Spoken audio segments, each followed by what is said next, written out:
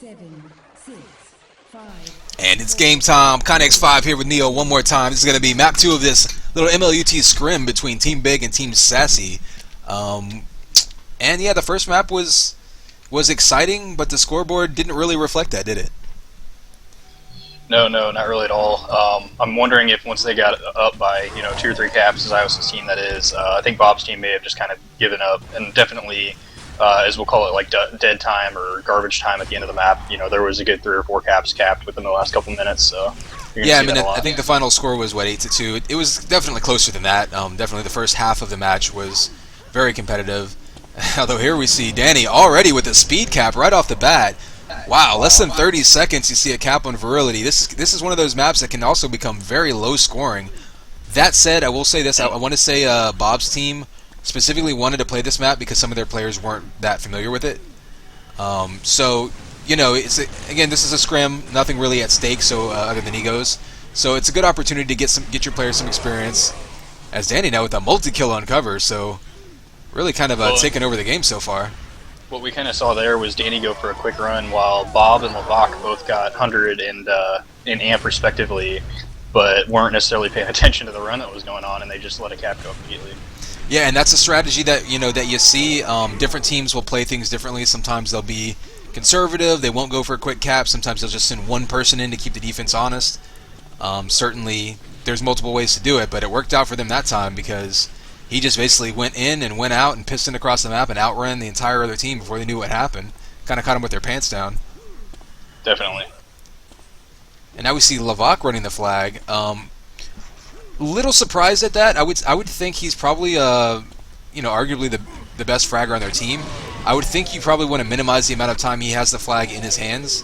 That way, your flag runner can have the shield up more, and you can have him just to the side, just fragging away. At least that's how I would play it.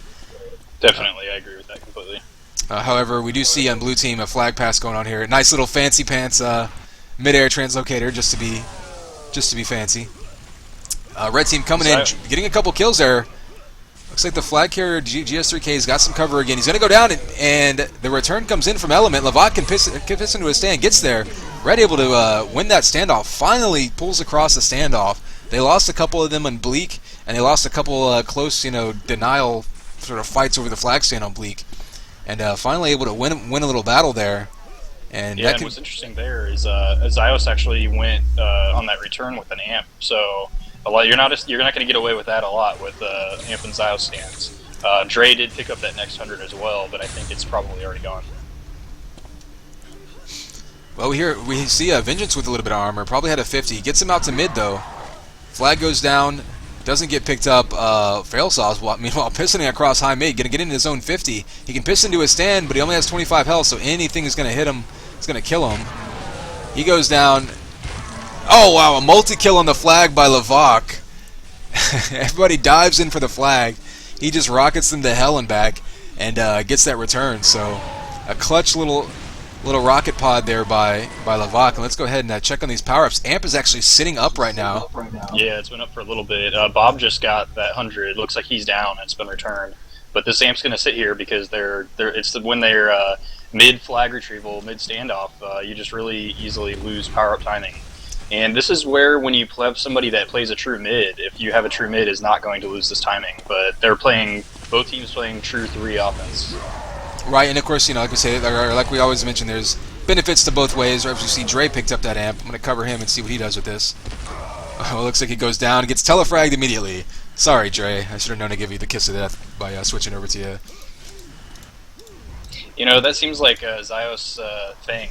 Whenever I get an amp, I just know I'm about to get telefragged by him for whatever reason.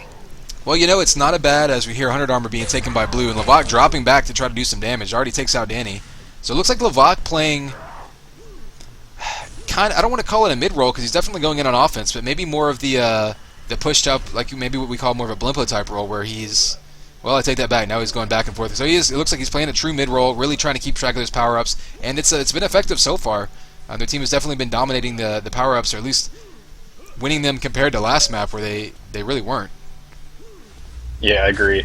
Yeah, I think he's playing an offensive role, but he's definitely playing that drop back when enemy team gets one of those power-ups, and you're going to see a a lot. You're gonna see that happen a lot. I think that's. I don't remember that happening a lot when I played, probably 8 years ago. But that's kind of the new thing is, so enemy team gets a power up and you just drop back and get on it and get rid of it. Yeah, I mean it's a little bit more of a conservative, like European style. You're basically giving up, you know, some of your offensive capability for a while to try to bottle up those power-ups. And the reason it kind of works is because it's difficult to counter. The only other way that you can do it is if you have a mobile forward defender.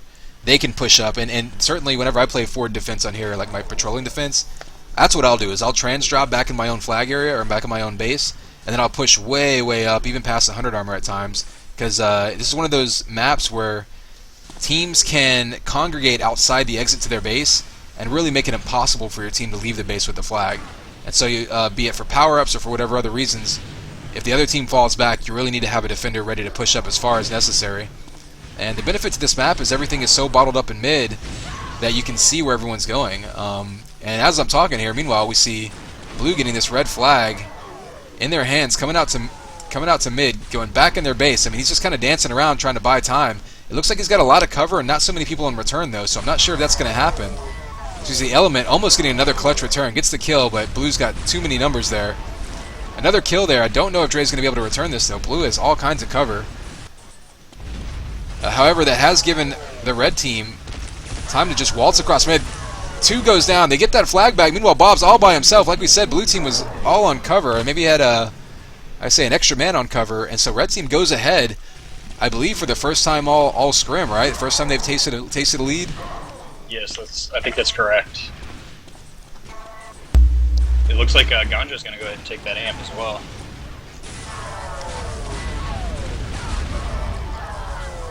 And all kinds of kills coming in, but not able to get that return. Again, there it comes in. We see it, once again, you know, having FailSauce playing in there, having some really aggressive offensive players can be very frustrating for a frag-heavy team like Team Big. However, they've adapted to it well this map. And it could be that this is just one of those teams that wants to get you into a claustrophobic map. Like, in other words, a map like Virility, you can't really sneak across mid. You're going to have to frag your way through. And I think that definitely is to the benefit of a team like Team Big. Versus a team with so many dedicated offensive, you know, flag runners, finesse players, however you want to look at it. So, you know, maybe we're seeing a little bit of strategy developing here and a little bit of a learning experience for Team Big here about what their strengths are. Yeah, definitely. And I don't know how much Element knows of these maps, but he definitely seems to be taking to this one. I'm not sure how many times he's played it. Yeah, it certainly helps that this map is... I mean, it's not simple in the, like, Thorn sense, but it's simple. It's a straightforward map. You can pick it up relatively quickly. It's not complex by any means. And so the same reason that it benefits, I believe, their team composition, it also benefits their lack of experience on it. That there's not a lot of, you know, really complicated things to learn. Meanwhile, Danny was able to just hide in the enemy base, so he's out in mid, gonna wait for his cover to try to clear out mid. He had some amp cover, and he's actually just kind of dodging around trying to hide and keep line of sight blocked from the enemy defenders. Lavok didn't seem to know where he was. Oh, I think what we saw there was Element come around the corner and not able to get that communication off in time. And so Danny, meanwhile, down to 29 health, and red is all over their flag stand. So this is going to be a battle over here. You see a double kill coming in, and Element with another double kill clutch return there. Wow. And we may be seeing Element now kind of carving himself a little niche as a clutch return man, because he's definitely gotten 2 already this match. And I can't, you know, you can't guarantee that one would have saved a cap, but they were certainly in good position for it. So I think we heard 100 armor taken, didn't see who got it. FailSauce grabbed that one. Alright, well then I'm going to watch red defense here. See how they deal with that. Actually, no, I'm going to watch Bob because he's got this flag moving. Got some cover, but blue's dropping back as you said you can kind of expect. Chow and Zeos going to team up and get that kill in that return. Dray's going to grab that amp.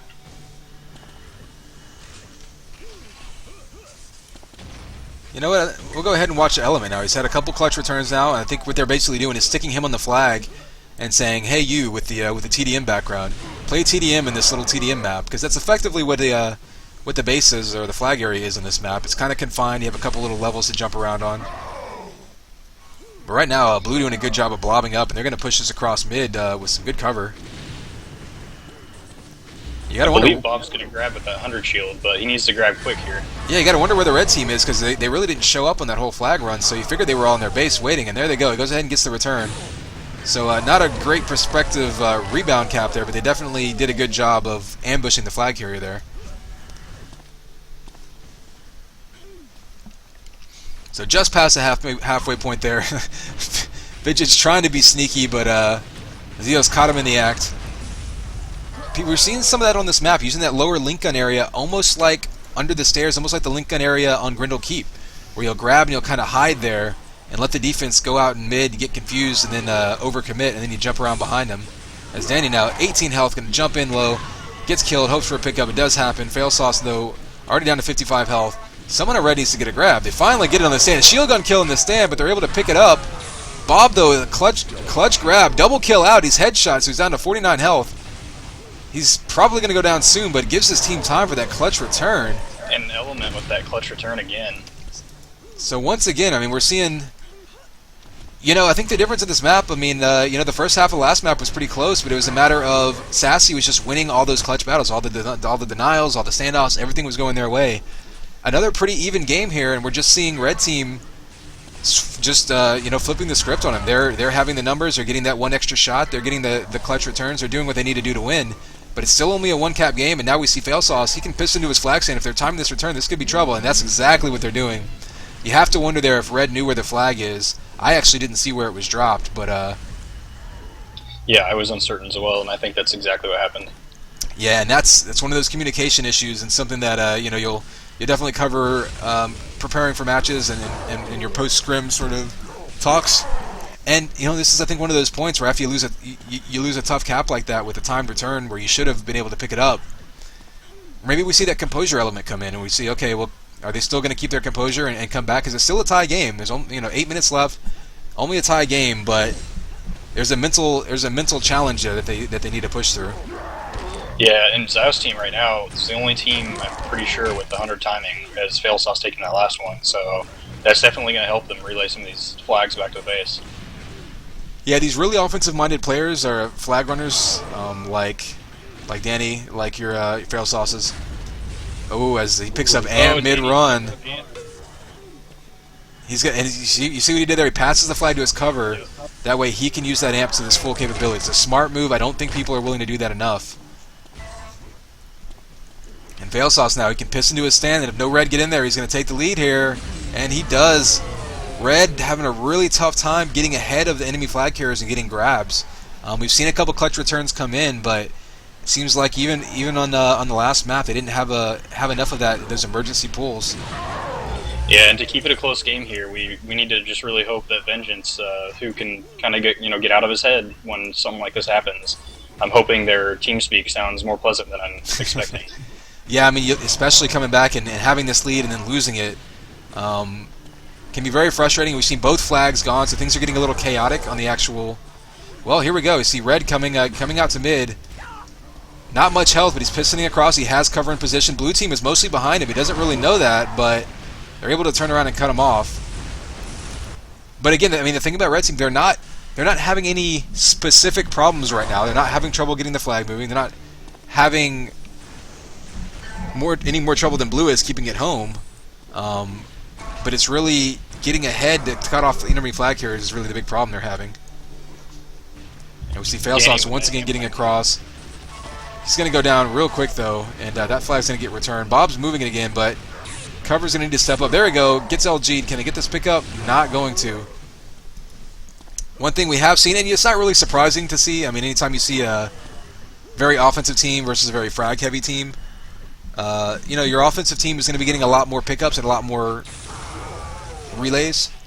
And, it's almost not surprising, too, to see Red Team lacking that aggressive instinct as far as flag grabbing is concerned, not getting these emergency pulls that they need to keep the flag off the stand. They're kind of relying on trying to be able to get those clutch shots and those clutch kills instead, and they're just not happening. I mean, they're doing a better job this map, but I think that's why you're seeing this cap deficit right now.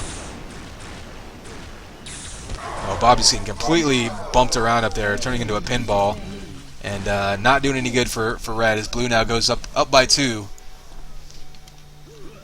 Yeah, and I think just exactly what we were talking about. Once that tying cap happened, and then another cap happens when you were up 2-1 to start, and all of a sudden 3 unanswered caps, and it just morale's definitely going to set in here, I think. In morale, and again, once you're this late into a map, it gets a little chaotic at times, especially with both flags moving a lot. Blue team still has timing on the power-ups. However, red did see that one taken, so if nothing else, they should have heard it, so they should have timing of that amp. But that's something that can definitely come into play is, later in the games, flags moving more, defenses get a little bit more chaotic, everything gets a little more chaotic. It's not even necessarily just morale, it's a matter of focus, really, is what it comes down to. Yeah, it's definitely. You see a rampage coming out by the flag carrier there, right as that amp died. Misses his jump though, so Element going to get that kill. Double kill coming in for Element, and they do get that return. Game's not over. I mean, we have 4 minutes left. It's plenty of time to cap on this map if they can get something going, but they really need to get their cover. Honestly, what I'd like to see is Lavak playing more in the enemy's base. We've definitely seen that this is one of those maps where if you can tie up the defenders, you don't necessarily have to kill them. If you can tie them up, you can let your flag carrier sneak ahead, and if you can keep the defense from getting ahead and getting that cutoff, that can pay big dividends. So now we're seeing Lavak in the enemy flag room, dueling Zeos. Gives his teammates time to get a grab, or actually he's going to go ahead and grab himself after a double kill. That's exactly what I wanted to see him do. Give up that mid-roll, maybe give up a couple bits of power-up control, because you have to get this flag moving. And so, a good adjustment by red is exactly what I would expect them to do. We'll see if it works out for them, but it's good to see them still having their heads in the game, at least in that regard. Yeah, definitely. Ganja still has power-up timing on that amp. He's going to go in with it, I believe. And blue flag has actually been moving non-stop, so red putting a lot of pressure on blue. Their offense is dropping back. They're not able to get that kill, so he's going to get into his own base. I don't know where blue flag carrier is, but he can't have a whole lot of cover, as their offense is actually turned around. And yeah, Danny's more or less by himself. Bob goes down. They need to get this pickup. Lavak able to do so. Still has 110 health, so they're in really good position here. If they can get this return, this should be a cap. There's only, I think, 1 blue and red base. And he's going to hide up the amp right now. Hopefully his cover doesn't give him away, though. Oh, he's able to get that self-cover, but he's in mid. He's in trouble. Goes down. Is that return going to come in? No. Nice pickup. So blue right now, 3 cover at the moment. I think they're finally splitting up and setting their people up for a flag standoff, but red is already waiting for them. Flag gets returned, however, and that's going to do it with 2.5 minutes left. Looks like it's going to be another tough loss for Team Big here, especially because they had this one in the bag at least halfway through the map, and this big offensive flurry by the blue team, by Team SaSSy, really just kind of knocked them back on their heels. Yeah, definitely. That power-up timing, I think, on the amp created a few key runs there. Yeah, we definitely saw Pulse, Danny, a.k.a. Swagger, going on that rampage during that one cap. Power-ups can make a big difference on this map, in large part because your team, if you don't have someone dedicated to mid, or if you don't have someone in mid as they spawn, there's so much fighting going on following flags that it's really easy to lose track. Yeah, you have between Danny and Ganja right here, you have positive 39, 40 net, or let's see, yeah, 37 net anyway, and they have 9 amps between the two of them, so that's going to be a big game changer there.